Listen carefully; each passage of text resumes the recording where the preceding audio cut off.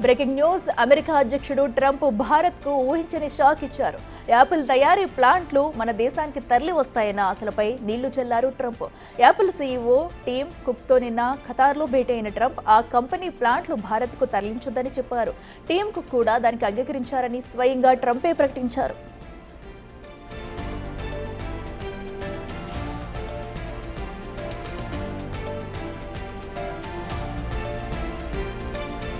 China, America మధ్య ఉన్న trade వార్తో Apple company alert అయింది. చైనాలోని యాపిల్ తయారీ ప్లాంట్లను మన దేశానికి తరలించేందుకు ప్రయత్నాలు చేస్తుంది. అమెరికాకు అవసరమైన ఐఫోన్లు మొత్తాన్ని భారత్లో తయారు చేయించి ఎగుమతి చేయించేలా ప్లాన్ రెడీ చేసుకుంది. కానీ ఇంతలోనే ట్రంప్ ఆ ప్రయత్నాలకు అడ్డుకట్ట వేశారు. భారత్కు యాపిల్ ప్లాంట్లు తరలించొద్దని చెప్పారు. దానికి ఆయన చెప్పిన సమాధానం కూడా వింతగానే ఉంది. అమెరికా ఉత్పత్తులపై భారత్ కూడా అత్యధిక టారిఫ్లు వసూలు చేస్తుందని చెప్పారు ఆయన.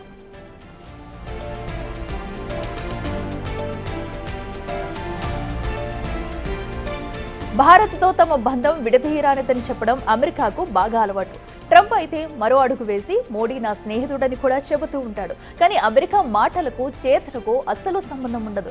సంబంధం లేని మాటలు చెప్పడంలో ట్రంప్ నెక్స్ట్ లెవెల్.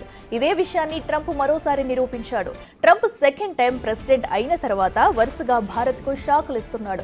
మొదట టారిఫ్ల రూపంలో దెబ్బకొట్టాడు. ఆ తర్వాత ఇండియా పాక్ యుద్ధం విషయంలోనూ ట్రంప్ మనకు కొంతవరకు అన్యాయం చేశాడనే విమర్శలు వస్తున్నాయి. అది మర్చిపోక ముందే ఇప్పుడు యాపిల్ తయారీ సంస్థలు భారత్కు రాకుండా అడ్డుకుంటున్నారు.